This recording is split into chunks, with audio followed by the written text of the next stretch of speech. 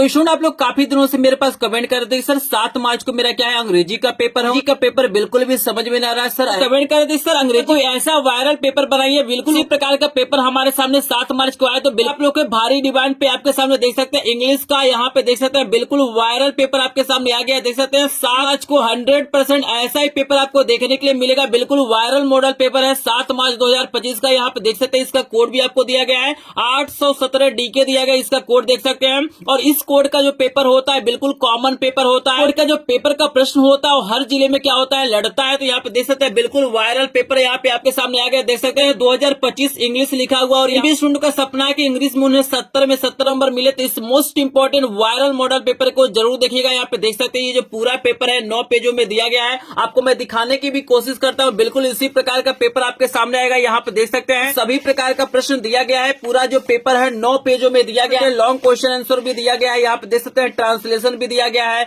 यहाँ पे सारी चीजें आपको दिया गया है। बिल्कुल इसी प्रकार का पेपर आएगा। पूरा यह सोल्यूशन हम लोग क्या करेंगे इस कॉपी में करेंगे। और का भी सपना है अंग्रेजी में 70 में 70 नंबर पाने का। तो इस वीडियो को बिल्कुल भी स्किप नहीं करना चाहिए। तो चलिए इस वीडियो को स्टार्ट करते हैं और इस मोस्ट इंपोर्टेंट पेपर का सोल्यूशन आपको करा देते हैं। तो यहाँ पे सुन देखिए जब आप 7 मार्च को पेपर देने जाएंगे तो बिल्कुल इसी प्रकार का पेपर आपके सामने आएगा। यहाँ पे आपको लिखा रहेगा रोल नंबर, यहाँ पे अपना रोल नंबर भर लीजिएगा। यहाँ पे पृष्ठों की संख्या, नंबर ऑफ पेज लिखा रहेगा। यहाँ पे आपको अपना नाम लिखना है। पेपर का कोड अगर आपको देखने के लिए मिलेगा 2025 इंग्लिश लिखा रहेगा। टाइम आपको 3 घंटे 15 मिनट दिया जाएगा। पूर्णांक 70 का रहेगा। यहाँ पे आपको कुछ इंस्ट्रक्शन दिया जाएगा जिसे आपको पढ़ लेना है। इसमें ज्यादा टाइम बर्बाद नहीं करूंगा। यहाँ पे बताया जाएगा कि जो पेपर है 2 पार्टों में होगा, पार्ट ए होगा और पार्ट बी होगा। और यहाँ पे बताएगा पार्ट ए में क्या होंगे 20 नंबर के 20 बहुविकल्पी प्रश्न होंगे जिनका आंसर आपको ओएमआर शीट पे देना है। और यहाँ पे जो पार्ट बी होगा इसमें डिस्क्रिप्टिव टाइप क्वेश्चन होंगे जो क्या होंगे 50 नंबर के होंगे। तो चलिए सारी चीजें आप लोग जानते होंगे, इसमें टाइम हम लोग बर्बाद नहीं करते हैं। हम डायरेक्ट आपको ले चलते हैं पार्ट ए पे। और यहाँ पे देख सकते हैं पार्ट ए में सबसे पहले जो आपको मिलेगा यहाँ पे बिल्कुल ध्यान से देखना है क्योंकि इसी प्रकार का पेपर आएगा। बिल्कुल 7 मार्च का वायरल मॉडल पेपर है। यहाँ पे देखिए सबसे पहले पार्ट ए लिखा रहेगा और यहाँ पे लिखा रहेगा क्वेश्चन 1 से 3। याद रखिएगा स्टूडेंट,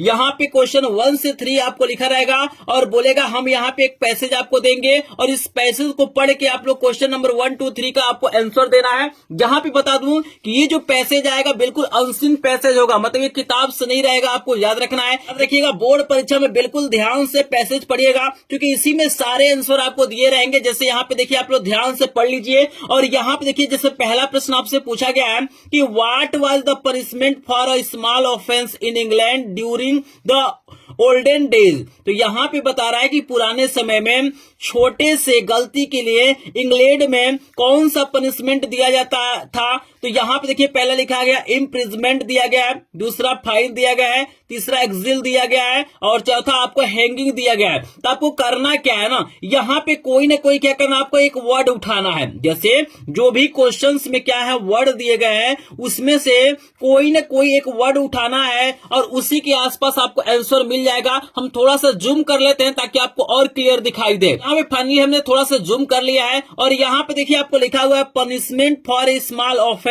तो यहाँ पे हम लोग क्या करते हैं, या तो आप पनिशमेंट उठा सकते हैं नहीं तो ऑफेंस उठा सकते हैं। तो चलिए हम देखते हैं पनिशमेंट या ऑफेंस शब्द मिलता है कि नहीं मिलता है। अगर आपको बिल्कुल भी आंसर नहीं आता है तो इस तरीके से आप आंसर ढूंढ सकते हैं। तो यहाँ पे चलिए हम 2 वर्ड उठाते हैं, पनिशमेंट और ऑफेंस उठाते हैं और इस पैसेज में देखते हैं कहीं दिया हुआ है कि नहीं दिया हुआ है। तो यहाँ पे देखिए अभी तो कहीं नजर नहीं आ रहा है। A man could be hanged for a very small offence. देखिए स्मॉल ऑफेंस वर्ड मिल गया है, देख रहे हैं ना। तो इसके आगे नहीं तो आंसर होगा नहीं तो इसके पीछे आंसर होगा। तो इस सेंटेंस में देखिए आपको लिखा हुआ a man could be hanged. देखिएगा आदमी को क्या किया जाता था, लटका दिया जाता था। तो यहाँ पे इस गलती के लिए सजा दिया था, वो लटकाया जाता था, सूली पे चढ़ा दिया जाता था। तो यहाँ पे डी वाला आंसर क्या हो जाएगा आपका करेक्ट हो जाएगा। देख रहे हैं ना, इस तरीके को आपको फॉलो करना है। इस क्वेश्चन के कोई ना कोई आपको वर्ड उठाना है और आपको पैसेज में ढूंढना है। जहां भी आपको वर्ड मिल जाएगा उसके आगे पीछे कहीं ना कहीं आंसर होगा। आई होप आप लोग कर लेंगे।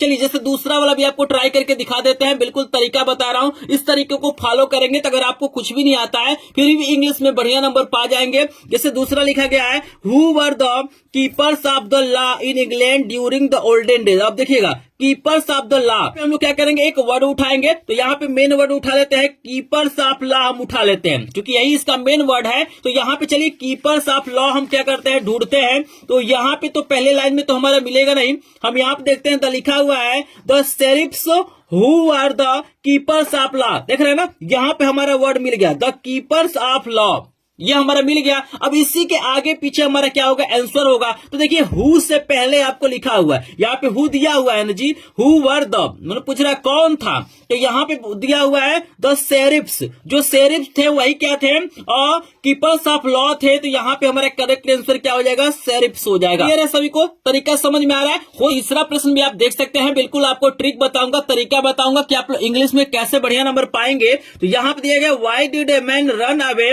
To the forest during the olden day in the England. अब देखिए कह रहा है कि वाई मैंने क्यों, और मैन मैंने एक आदमी, और रन अवे मैंने भाग जाता था, टू द फॉरेस्ट मतलब जंगल की तरफ, ड्यूरिंग द ओल्ड, पुराने दिनों में इंग्लैंड में लोग जंगल की तरफ क्यों भागते थे। पहला दिया है to join the army, army join करने के लिए, टू हंट डियर, हिरण का शिकार करने के लिए। आपको दो और ऑप्शन दिया गया है, टू रोब ट्रेवलर्स, यात्रियों को लूटने के लिए, या आपको दिया गया to escape punishment from the sheriffs, मतलब शेरिफ्स के पनिशमेंट से छुटकारा पाने के लिए। यहाँ पे अगर आप पैसेज को पढ़ेंगे तो यहाँ पे आसानी से आंसर बता देंगे, क्योंकि यहाँ पे ट्रेवलर की बात नहीं किया गया है, यहाँ पे शेरिफ्स की बात किया गया है। फिर भी अगर आपको ये भी नहीं पढ़ना आता है तो हम आपको बता देते हैं कि आप लोग कैसे ढूंढेंगे। तो यहाँ पे देखिएगा, आपको वर्ड उठाना है, तो यहाँ पे हम लोग क्या करते हैं, कोई वर्ड उठा लेते हैं, और run away to the forest ही उठा लेते हैं। चलिए रन अवे उठा लेते हैं, और यहाँ पे रन अवे हम ढूंढते हैं। तो यहाँ पे देखिए रन अवे हम ढूंढने की कोशिश करते हैं, तो यहाँ पे देख सकते हैं आपको मिल गया, रन अवे शब्द मिल गया, और टू द फॉरेस्ट भी मिल गया। तो यहाँ पे आंसर मिल जाएगा, often when a man feared some punishment for the sheriffs he would run away to the forest। देख रहे हैं ना, यहाँ पे बता रहा है कि जब भी क्या होता था, उन्हें सजा दी जाती थी, तो उससे बचने के लिए वो लोग डर जाते थे, वो क्या होते थे, जंगल की तरफ क्या करते थे, भागते थे। आप देख सकते आपको आंसर मिल गया। तो सिंपली हम क्या करेंगे, तीसरे का जो हमारा करेक्ट आंसर है, यहाँ पे क्या हो जाएगा, डी वाला हो जाएगा। ठीक है ना, डी वाला आंसर हम लोग क्या करेंगे, टिक कर लेंगे। तो डी वाला आंसर हम लोग क्या करेंगे, टिक करेंगे। तो इस तरीके को अगर आप फॉलो करते हैं, तो आपको पढ़ना नहीं आता है ना, फिर भी आप आंसर क्या कर सकते हैं, दे सकते हैं। क्लियर हो रहा है सभी को। तो सबको समझ में आ गया कि आपके पेपर में 7 मार्च को प्रश्न नंबर 1, 2, 3 का जो आंसर हमें देना है, हमें एक अनसीन पैसेज दिया जाएगा, और उस पैसेज के आधार पे हमें 3 प्रश्नों का आंसर देना है। फिर देखिएगा यहाँ पे जो आपके सामने अगला प्रश्न आएगा, प्रश्न नंबर 4 से लेके 8 तक का जो प्रश्न होगा ना, वो ग्रामर पे बेस्ड होगा। किस पे बेस्ड होगा, ग्रामर पे बेस्ड होगा। जैसे देखिए पहला जो क्वेश्चन आपसे पूछा जाएगा, वो वर्ब के फॉर्म पे पूछा जाएगा, मतलब वर्ब से रिलेटेड आपसे क्वेश्चन पूछा जाएगा। जैसे देखिए एक सेंटेंस आपको लिखा गया है कि द वेल लिखा हुआ है बिफोर दे रिच्ड। देख रहे हैं ना, 1 नंबर का प्रश्न है। तो अगर आप लोग टेंस पढ़े होंगे, आप लोग एक टेंस पढ़े होंगे, पास्ट परफेक्ट टेंस, यहां पे आप लोग पढ़े होंगे पास्ट परफेक्ट टेंस, तो वहां पे आपको स्ट्रक्चर बताया गया होगा, सब्जेक्ट प्लस यहां पे बताया गया हैड प्लस V3।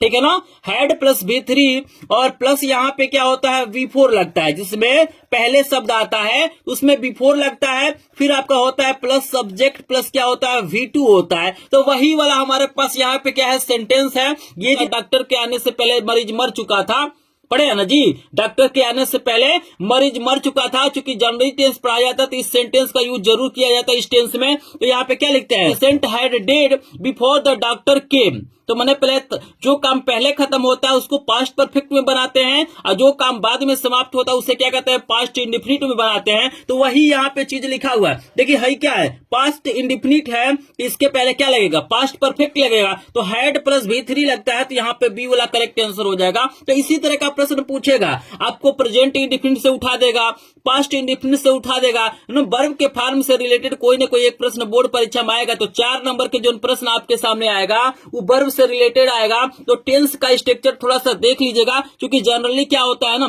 पास्ट का ही पूछता है। क्लियर है सभी को। चलिए 5 नंबर के जो प्रश्न है यहाँ पे पूछा हुआ है कि people who watch and listen to speech are card. कह रहा है कि जो व्यक्ति क्या करता है, मतलब स्पीच को सुनता है और देखता है, तो उससे हम लोग क्या बोलेंगे, लिसनर्स बोलेंगे, हियरर्स बोलेंगे, या ऑडियंस बोलेंगे। तो उसको हम लोग क्या बोलते हैं, ऑडियंस बोलते हैं। क्या बोलते हैं, ऑडियंस बोलते हैं। तो यहाँ पे डी वाला ऑप्शन करेक्ट हो जाएगा। क्लियर है सभी को। या आपसे पूछ सकता है कि वह व्यक्ति जो सुन नहीं सकता उसे क्या बोलते हैं, जो देख नहीं सकता उसे क्या बोलते हैं। तो वन वर्ड मतलब इस व्यक्ति को वन वर्ड में क्या कहेंगे, तो इस तरह के भी सेंटेंस आप लोग देख लेंगे, ठीक है ना। अगर आपको इंग्लिश के एमसीक्यू में दिक्कत है तो ऑलरेडी मैंने क्या किया है, 100 एमसीक्यू का एक वीडियो बनाया है, 100 एमसीक्यू का एक वीडियो बनाया है जिसमें मैंने 50 प्रोज के और सप्लीमेंट्री के क्वेश्चन कराए हैं और 50 ग्रामर के कराए हैं। तो अगर 100 प्रश्नों को देख लेंगे, एमसीक्यू के सभी प्रश्न तैयार हो जाएंगे। अगर आपको एमसीक्यू में डर लग रहा है तो वो वीडियो देख लीजिएगा, लिंक डिस्क्रिप्शन में डाल दूंगा, क्लियर है। चलिए, उसके बाद से एक प्रश्न आपको मिलेगा यहाँ पे कि रीअरेंज करने के लिए देगा, एकदम 100% है कि रीअरेंज करने के लिए देगा। जैसे यहाँ पे देखिए रीअरेंज करने के लिए दिया गया है, कुछ वर्ड आपको दिया गया है। अब बोल रहा है कि भैया इस वर्ड को मिला के आप एक मीनिंगफुल सेंटेंस बनाओ और 4 ऑप्शन आपको दिया गया, कोनो एक के को सही होगा। तो यहाँ पे देखिएगा, इसमें थोड़ा सा आपको दिमाग दौड़ाना। दिमाग क्या दौड़ाना है, ये जो सेंटेंस हमारा है अफर्मेटिव है, तो अफर्मेटिव में क्या होता है, पहले सब्जेक्ट होता है, सब्जेक्ट के बाद से हेल्पिंग वर्ब होता है, फिर हमारा क्या होता है, मेन वर्ब होता है, ठीक है ना जी। इस प्रकार का हमारा ऑब्जेक्ट होता है, इस तरीके से हमारा सेटिंग होता है। तो देखिए जी, सबसे पहले हमारा सब्जेक्ट क्या है, आई है, आई है, आई यहाँ पे देखिए आपको दिया गया है। अब आई के बाद देखिए या तो हेल्पिंग वर्ब आएगा नहीं तो मेन वर्ब आएगा। भाई सब्जेक्ट के बाद से हमारा वर्ब आता है, तो यहाँ पे देखिए आई के बाद एंगरी है, तो ये हमारा वर्ब है नहीं, एंगरी हमारा पहले है, ये सब्जेक्ट है नहीं, ये भी हमारा क्या होगा, सही नहीं है। तो यहाँ पे देखिए I got angry at his behaviour, तो देख रहे हैं ना जी, सब्जेक्ट के बाद से क्या आना चाहिए,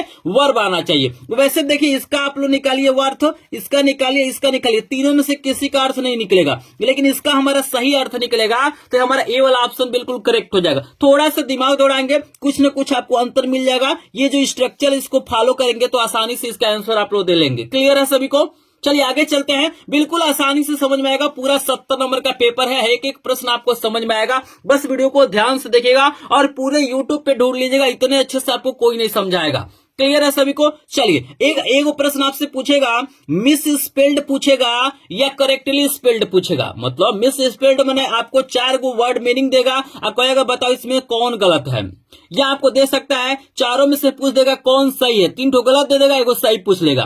तो मिस स्पेल्ड भी पूछता है और करेक्टली स्पेल्ड भी पूछता है। तो जैसे हम देखिए मिस स्पेल्ड पूछ रहा है, कह रहा है तीनों जो स्पेलिंग है ये मैंने बताना है कि कौन स्पेलिंग गलत है, इसमें से कौन सी स्पेलिंग क्या है, गलत है।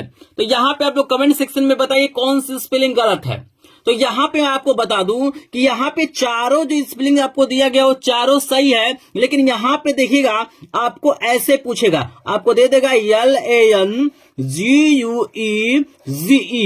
याद रखिएगा LANGUEGE। तो यहाँ पे देखिए हमारा करेक्ट स्पेलिंग हमारा सब है, लेकिन बोर्ड परीक्षा में आपको यहाँ पे जगह पे आपको ई दे देगा। जैसे मान लीजिए यहाँ पे ए है तो यहाँ पे ई दे देगा, यहाँ पे ओ है तो यहाँ पे ई दे देगा, ई है तो ए दे देगा, मतलब थोड़ा सा क्या करेगा, चेंज कर देगा, ठीक है ना। तो यहाँ पे हमारा लैंग्वेज का स्पेलिंग क्या हो जाएगा, गलत हो जाएगा, आपको याद रखना। यहाँ पे चारों सही है, लेकिन बोर्ड परीक्षा में एक न एक आपको गलत देगा। वो आपको समझ में आ रहा होगा। देखिए 8वां जो प्रश्न है ना, एक प्रीपोजिशन से भी क्वेश्चन दिया जाएगा। जैसे पूछा हुआ है कि boys were jumping the pond, तो यहाँ पे देखिए 4 ऑप्शन आपको दिया गया है। एक बार आप लोग टेस्ट करिए, अपने आप को पहचानिए क्या ये प्रीपोजिशन आपको याद है। आप लोग कमेंट सेक्शन में बताइए यहाँ पे कौन सा प्रीपोजिशन यूज करेंगे, इन का, इनटू का, फ्रॉम का कि एट का। जल्दी से आप लोग और बताइए कौन सा प्रीपोजिशन यूज करेंगे। फिर आपको अगला प्रश्न कराते हैं, क्योंकि ये पेपर बहुत ही ज्यादा इंपॉर्टेंट है और हर जिले के हर पेपर में इसके कुछ न कुछ प्रश्न आपको देखने के लिए मिलेंगे। जैसे यहाँ पे देखिएगा आपको दिया गया है बॉयज वर जंपिंग, तो आपको बता दूं कि जहां पर मोशन की बात किया जाता है, जहां पे गति की बात किया जाता है और वहां पे मे का अर्थ निकलता है, तो वहां पे इन का प्रयोग नहीं किया जाता, इनटू का प्रयोग किया जाता है। किसका प्रयोग किया जाता है जी, इनटू का। तो यहाँ पे क्या हो जाएगा, इनटू हो जाएगा, आपको याद रखना है। और इनटू वाला बहुत ज्यादा पूछता है, मोशन वाला सबसे ज्यादा बोर्ड परीक्षा में पूछता है। क्वेश्चन बैंक उठा के देख लीजिएगा, प्रीवियस ईयर के 5 सालों का क्वेश्चन देख लीजिएगा, और इनटू वाला बहुत पूछता है, तो यहाँ पे बी हो जाएगा हमारा करेक्ट आंसर। चलिए इसके बाद से देखिएगा 9 से लेके जो 10 तक का प्रश्न होगा, यानी प्रश्न नंबर जो 9 होगा 10 होगा, यहाँ पे आपको प्रोज का क्या होगा, कुछ लाइन देगा। मतलब किसी न किसी चैप्टर के जो प्रोज में चैप्टर है उसमें से कुछ यहाँ पे लाइन देगा, पैसेज देगा, और इसके आधार पे आपको आंसर देना है। तो यहाँ पे देखिएगा, यहाँ पे जो लेंचो वाला चैप्टर है ए लेटर टू गॉड, उससे दिया हुआ है। और यहाँ पे पूछ रहा है भैया कि wrote a letter to God, मतलब कौन गॉड को लेटर लिखा। गॉड को, भगवान को लेटर कौन लिखा? बताना है कि गॉड को लेटर कौन लिखा। 4 ऑप्शन आपको दिया गया, द पोस्ट मास्टर और पोस्टमैन और चाइल्ड लेंचो। तो देखिए, जब आप प्रोज के चैप्टर पढ़े रहेंगे तो बिल्कुल आसानी से इन 2 प्रश्नों का आंसर दे सकते हैं, क्योंकि यहाँ पे आप सिंपली जानते हैं भाई लेंचो ने क्या किया था, पत्र को लिखा था। अगर आप पैसेज नहीं पढ़ेंगे फिर भी बता सकते हैं, जो पैसेज होगा हमारी किताब से होगा। जैसे देखिए 10वां का पूछा हुआ है कि he need 100 peso in order to. अब आपको बताना है कि भाई लेंचो को 100 पैसों की जरूरत थी, क्यों थी? परचेज अ न्यू फील्ड, एक नया खेत खरीदने के लिए, वाटर हिज फील्ड, अपने खेत की सिंचाई करने के लिए, या सो हिज फील्ड अगेन, अपने खेत को पुनः बोने के लिए, and to live until the crops come, मतलब जब तक नया फसल नहीं आ जाएगा तब तक जीवित रहने के लिए उसे 100 पैसों की जरूरत थी। या आपको दिया गया है कि do some business instead of farming, मतलब खेती बाड़ी की जगह पे कोई बिजनेस करने के लिए। तो हम सभी जानते हैं भाई उसे जरूरत क्यों थी, ताकि वो क्या कर सके, अपने खेत को बो सके, और जब तक नया फसल तैयार नहीं होता है तब तक वो क्या करे, अपना जीवन काट सके। तो क्लियर है? तो सबको समझ में आ रहा है? प्रश्न नंबर जो 9 और 10 होगा, आपके जो प्रोज के चैप्टर हैं वहां से एक पैसे देगा और उसी के आधार पे दोनों प्रश्नों का आंसर देना है। फिर देखिएगा यहां पे आपके सामने आएगा 11 से 13 नंबर का प्रश्न। याद रखिएगा, प्रश्न नंबर 11, 12, 13, ये जो प्रोज के चैप्टर हैं उसी में से क्या होगा, हमसे एमसीक्यू पूछेगा। 11, 12, 13 जो हमारे चैप्टर हैं प्रोज में, उसी से एमसीक्यू पूछेगा। जैसे देखिए 11 नंबर का प्रश्न आपसे कितना इंपॉर्टेंट पूछा गया है, बिल्कुल आराम से इसका आंसर बता सकते हैं। सभी लोग आंसर बताइए।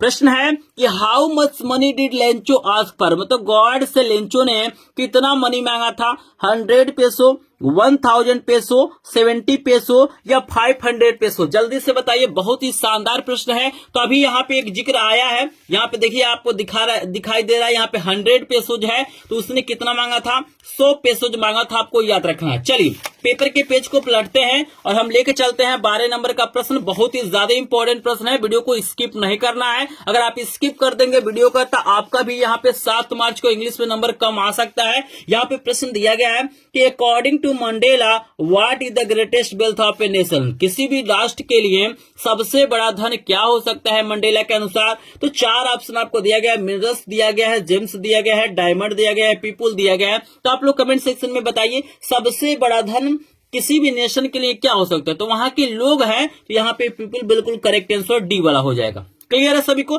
चलिए 13 नंबर का प्रश्न देखिए कितना शानदार आपको दिया गया है, मोस्ट इंपोर्टेंट प्रश्न है। प्रश्न दिया गया है कि वल्ली वाज यस ओल्ड गर्ल, आपको बताना है, आपने एक चैप्टर पढ़ा होगा मैडम राइड्स द बस, बहुत इंटरेस्टिंग चैप्टर है। तो आपको बताना है उसमें जो लड़की रहती है वल्ली, उसका उम्र कितना होता है, 10 ईयर होता है, 7 ईयर होता है, 8 ईयर होता है या 20 ईयर होता है? तो आप लोग कमेंट सेक्शन में बताइए। तो यहाँ पे उसकी जो उम्र होती है 8 ईयर होती है, यहाँ पे सी वाला ऑप्शन बिल्कुल करेक्ट हो जाएगा। फिर देखिएगा बोर्ड परीक्षा 2025 में 7 मार्च को जो आपके सामने प्रश्न आएगा 14 नंबर और 15 नंबर, याद रखिएगा आपके पोएम्स जो हैं उसमें से कुछ स्टेंजा दिया जाएगा और उसके आधार पे आपको 2 प्रश्नों का आंसर देना है। जैसे यहाँ पे देखिएगा, देखिए लिखा हुआ है some say the world will end in fire, some say in ice, from what I have tasted of desire I hold with those who favor fire। देख रहे हैं ना? तो ये चैप्टर आप लोग पढ़े होंगे, बहुत स्ट्रेंजा है। यहाँ पे प्रश्न दिया गया है कि some people said at the world end in, तो यहाँ पे देख सकते हैं आपको दिया गया वर्ड इन, यहाँ पे फायर दिया हुआ है, तो यहाँ पे फायर हो जाएगा। क्लियर है भाई? ये पैसेज में दिया हुआ है, सेम टू सेम पैसेज में दिया हुआ है। 15 नंबर का है कि was the poet compare with fire with, मन कह रहा है कि जो आग तुलना और जो पोएट है किससे कर रहा है? तो यहाँ पे देखिए यह हुआ डिजायर से, इच्छाओं से कर रहा है, यहाँ पे हमारा डिजायर हो जाएगा। तो इंजा को पढ़ेंगे बिल्कुल आसानी से आंसर बता देंगे।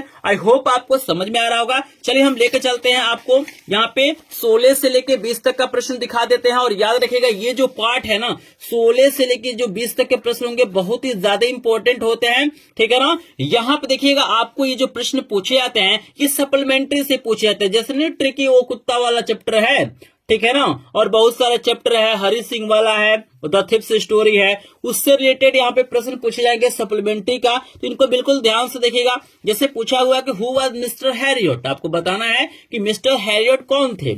एक कंपाउंडर थे, एक डॉक्टर थे, ट्रेनर ऑफ डॉग थे, पुलिसमैन थे।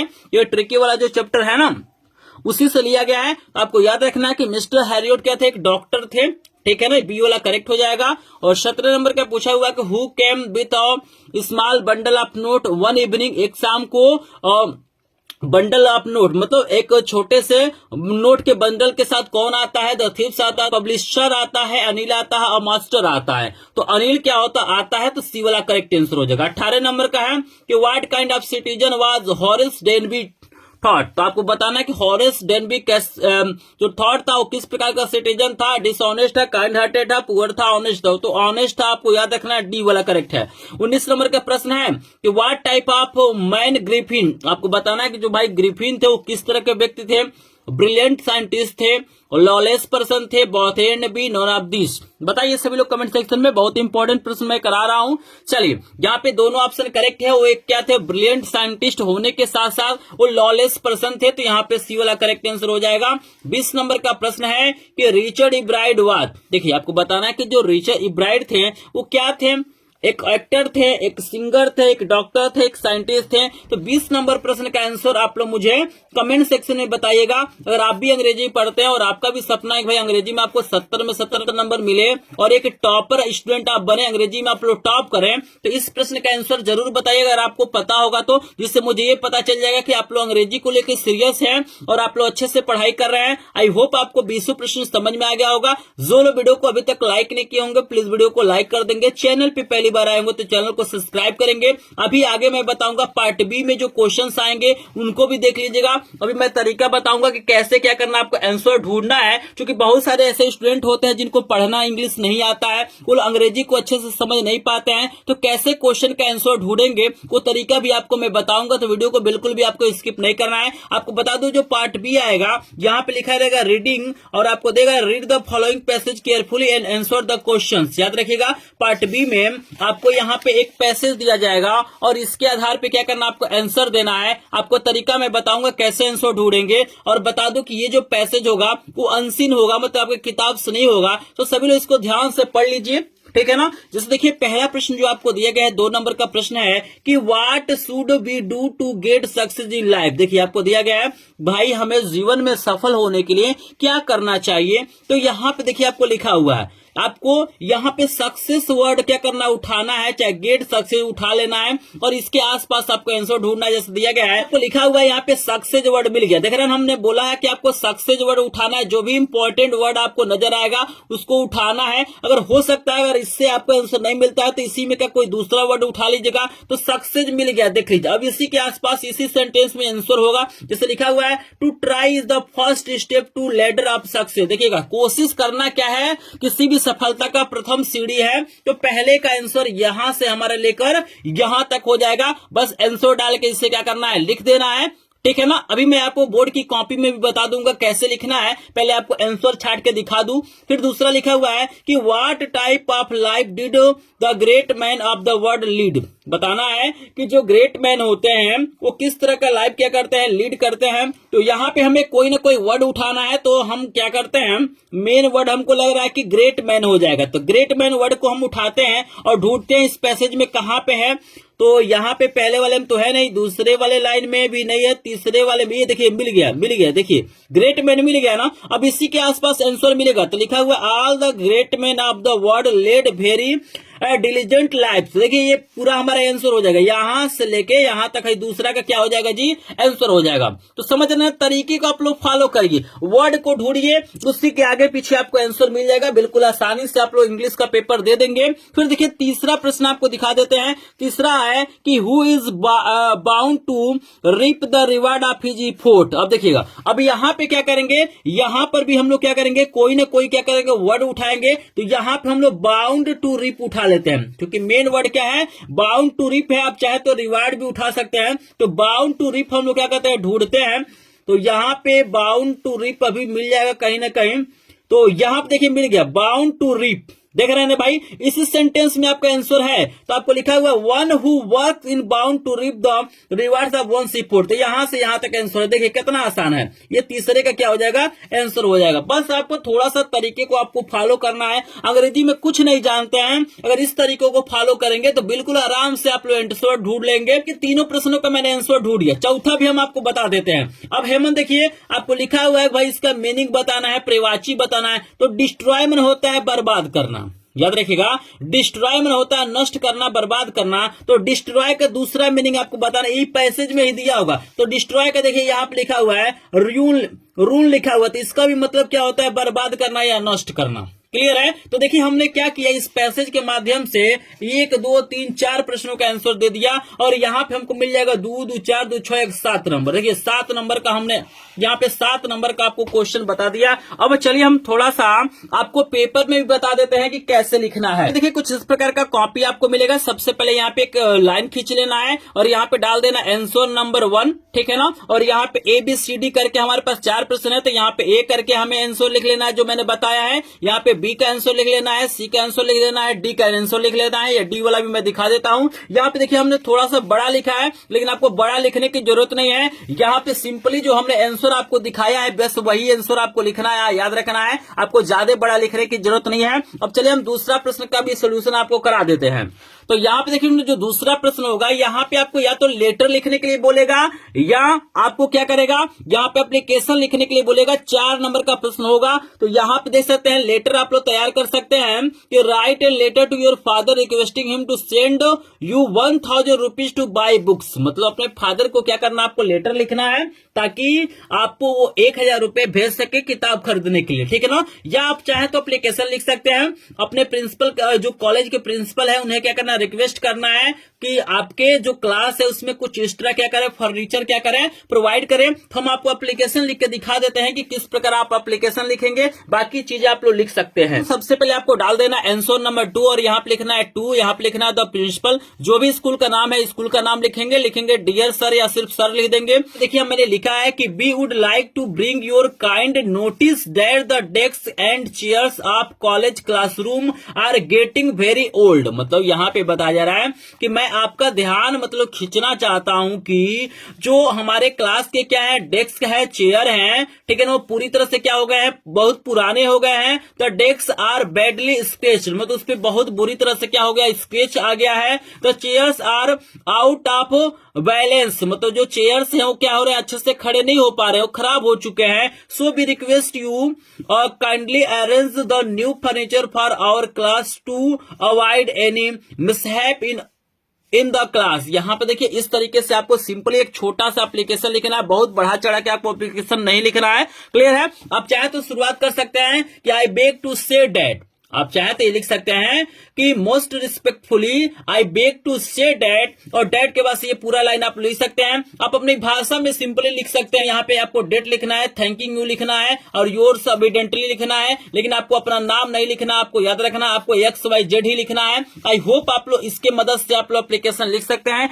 कोई डाउट होता है तो आप इसमें जरूर बताएगा। यहाँ पे हमने डेमो आपको दे दिया, एक हेल्प दे दिया है, आप लोग अपनी भाषा में लिख सकते हैं, ठीक है ना। चलिए आपको अगला प्रश्न दिखाते हैं क्या आएगा। देखिए उसके बाद से 3 नंबर का प्रश्न आएगा और ये आपको 6 मार्क दिलाएगा। यहाँ पे आपको या तो यहाँ पे पैराग्राफ लिखने के लिए देगा या आपको रिपोर्ट लिखने के लिए देगा, ठीक है ना। तो यहाँ पे देखिए आपको बहुत सारी चीजें लिखा हुआ है। जैसे देखिए आपको लिखा हुआ है कि write a paragraph on the reception of a bride attend by you in about 80 to 100 words. यहाँ पे देख सकते हैं, आपको ये कर सकते हैं, आया आपको दिया हुआ है, कॉलेज में साइंस एग्जीबिशन हुआ है तो उस पर आप लोग क्या कर सकते हैं, रिपोर्ट लिख सकते हैं। इसको आप लोग देख लीजिएगा। क्लियर है सभी को। चलिए यहाँ पे इसके बाद से देखिए अगला जो प्रश्न आएगा वो ग्रामर से आएगा। जो प्रश्न नंबर 4 होगा वो बहुत ही इंपॉर्टेंट है और ये ग्रामर से प्रश्न पूछा जाएगा। और यहाँ पे आपको जानकारी दे दूं कि 100% ऐसा ही प्रश्न आएगा जैसा आपको दिया गया है, बिल्कुल उसी प्रकार का पेपर आएगा, इससे अलग पेपर आपके सामने नहीं आएगा। यहाँ पे सबसे पहले आपको क्या होगा,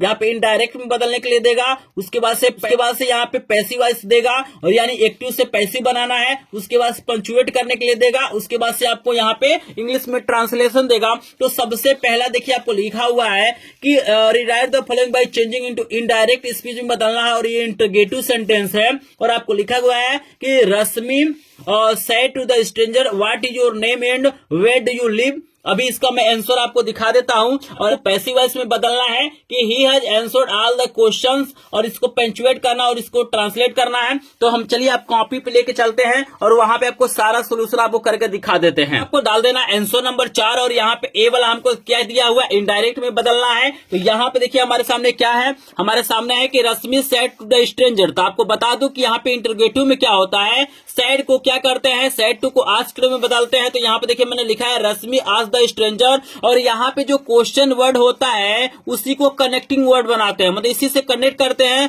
और जो भी सेंटेंस होता है उसको अफर्मेटिव बनाते हैं। तो यहाँ पे वर्ड से कनेक्ट किया गया है, और यहाँ पे हिज नेम वाज, क्योंकि टेंस भी बदलता है। तो यहाँ पे देखिए प्रेजेंट में है तो ये पास्ट में होगा, तो इज का क्या हो जाएगा, वाज हो जाएगा, ठीक है ना। तो यहाँ पे हो जाएगा his name was and where he lived, ये हमारा क्या हो जाएगा, इनडायरेक्ट हो जाएगा, आप लोग देख सकते हैं। और यहाँ पे अगर हम पैसिव वॉइस की बात करें तो ये हमारा जो टेंस है पास्ट परफेक्ट है, तो इसका जब हम लोग पैसिव वॉइस बनाएंगे तो ये हमारा करता है, ये कर्म है, तो कर्म हमारा पहले हो जाएगा। तो ऑल द क्वेश्चंस, और क्वेश्चंस यहाँ पे एक से ज्यादा है तो यहाँ पे हैव लगेगा। इसके अनुसार ही के अनुसार हैज लगा है, लेकिन इसके अनुसार क्या होगा, हैव लगेगा, और यहाँ पे बीन जुटेगा। तो all the questions have been answered by him हो जाएगा इसका आंसर। और यहाँ पे देखिए सी वाला हमें पंचुएट करने के लिए बोला है, तो यहाँ पे रमेश हमारा प्रॉपर नाउन है, तो यहाँ पे पहला अक्षर हमारा कैपिटल हो जाएगा, सेड टू रहेगा। फिर हम क्या करेंगे, यहाँ पे मोहन का भी कैपिटल लेटर कर देंगे, कॉमा लगाएंगे, यहाँ पे डबल इनवर्टेड कॉमा होगा, और इसमें जो सेंटेंस लिखा जाता है उसमें हमारा पहला अक्षर क्या होता है, कैपिटल होता है। तो यहाँ पे देखिए हमने लिखा है कि Ramesh said to Mohan are you not going to play today, और यहाँ पे क्वेश्चन मार्क हम लगा देंगे क्योंकि हमारा इंटरोगेटिव सेंटेंस है। तो इस तरीके से पंचुएट कर सकते हैं। अधिकतर जो पंचुएशन देता है यहाँ पे नरेशन से रिलेटेड देता है, ठीक है ना। चलिए यहाँ पे जो चौथी हमारे यहाँ पे देखिए डी वाला हमसे पूछा हुआ है कि इसका ट्रांसलेट करना है कि प्रयागराज एक प्रसिद्ध नगर है, इसका एक महत्वपूर्ण स्थान है, या गंगा और यमुना के संगम है, या उत्तर प्रदेश का उच्च न्यायालय है, या एक स्वच्छ और सुंदर नगर है। तो प्रयागराज में महाकुंभ लग रहा है, तो उसी से रिलेटेड है कि 100% आपके पेपर में देखने के लिए मिल जाए, क्योंकि करेंट में क्या है, महाकुंभ की चर्चा बहुत ज्यादा हो रही है, इलाहाबाद की चर्चा बहुत ज्यादा हो रही है प्रयागराज का। तो इसको थोड़ा सा आप लोग तैयार कर लीजिएगा। इसका ट्रांसलेशन भी मैं आपको दिखा देता हूं। इसका ट्रांसलेशन हो जाएगा कि Prayagraj is a famous city, मतलब प्रयागराज का एक प्रसिद्ध क्या है, शहर है। It has an important palace, मतलब इसका जो क्या एक महत्वपूर्ण स्थान है। Here is confluence of Ganga and Yamuna, Ganga और यमुना का संगम है। और here is the high court of Uttar Pradesh, it is a clean and beautiful city. तो यहाँ पे आप लोग देख सकते हैं हिंदी भी दिखाई दे रहा है और ये आपका इंग्लिश भी दिखाई दे रहा है। इसका ट्रांसलेशन भी ये बहुत ही ज्यादा इंपॉर्टेंट है, क्योंकि प्रेजेंट में महाकुंभ लग रहा है 2025 में। तो इसको थोड़ा सा देख लीजिएगा, मेरा बात मानेगा, इसको देख लेंगे, बहुत ज्यादा इंपॉर्टेंट है। चलिए आपको आगे दिखाते हैं क्या तैयार करना है। इसके बाद से 5 नंबर का जो प्रश्न होगा लिटरेचर से आएगा। यहाँ पे 6 नंबर आपको दिलाएगा। यहाँ पे बता दो इसका आंसर आपको 25 वर्ड में देना है, और याद रखना कि यहाँ पे 4 प्रश्न दिया जाएगा, ठीक है ना। चारों में से क्या करना है, कोई 2 ही का आंसर देना। जैसे ए में भी देखिए 2 क्वेश्चन दिया गया और बी में भी 2 क्वेश्चन दिया गया है, और ये प्रोज के क्वेश्चंस आएंगे। जैसे पूछा गया how did Valli save money for the bus ticket, आप इसका आंसर लिख सकते हैं। अगर आपको इसका आंसर नहीं आता है तो आप लोग लिख सकते हैं कि why was Nelson Mandela change into bold man, इसका भी आंसर दे सकते हैं। तो इसको आप लोग तैयार कर लीजिएगा, मैं बता देता हूँ, बहुत ज्यादा इंपॉर्टेंट है। और बी वाला आपको दिया गया है कि why was Lencho angry when he received the letter. आर आपको दिया गया है कि why does Anne want to keep a diary. इन दोनों में से कोई एक लिख सकते हैं। आई होप आपको 5 नंबर का प्रश्न समझ में आ रहा होगा। 4 प्रश्न में से कोई 2 ही का आंसर देना है, और ये प्रोज का क्वेश्चन पूछा जाएगा, आपको याद रखना है। फिर देखिएगा यहाँ पे 6 नंबर का जो प्रश्न होगा ये आपको क्या होगा, एक ही क्वेश्चन का आंसर देना। ये लॉन्ग क्वेश्चन होगा, इसका आंसर आपको 60 वर्ड में देना है। जैसे आप लोग तैयार कर सकते हैं, लेसन डिड किसा Gautami learn in the end, ठीक है ना। या आप चाहे तो लिख सकते हैं give a character sketch of any Frank का आप लोग कैरेक्टर स्केच लिख सकते हैं। फिर देखिए 7 नंबर का जो प्रश्न होगा, यहाँ पे आपको पोएम से एक क्वेश्चन पूछेगा, या तो आप इसे कर सकते हैं, नहीं तो सिंपल है कि आप लोग 4 लाइन का पोएम लिख लीजिएगा, लेकिन यहाँ पे बोलेगा कि आपको वो पोएम नहीं लिखना है जो इस पेपर में दिया हुआ है, क्योंकि ऑलरेडी पेपर में क्या होगा, एक आपको स्टेंजा दिया जाएगा पोएम का, तो उससे आपको नहीं लिखना है। तो 4 लाइन का आप लोग पोएम लिख लेंगे 7 नंबर का। 8 नंबर का आएगा सेंट्रल आइडिया लिखने के लिए। 8 नंबर का आएगा सेंट्रल आइडिया लिखने के लिए। जो सबसे ज्यादा इंपॉर्टेंट चैप्टर है फायर एंड आइस है, यहाँ पे अमांडा है और फॉग है, इसको देख लेंगे। इसमें से कोई ना कोई आपके बोर्ड परीक्षा में आएगा तो इसको कर लीजिएगा।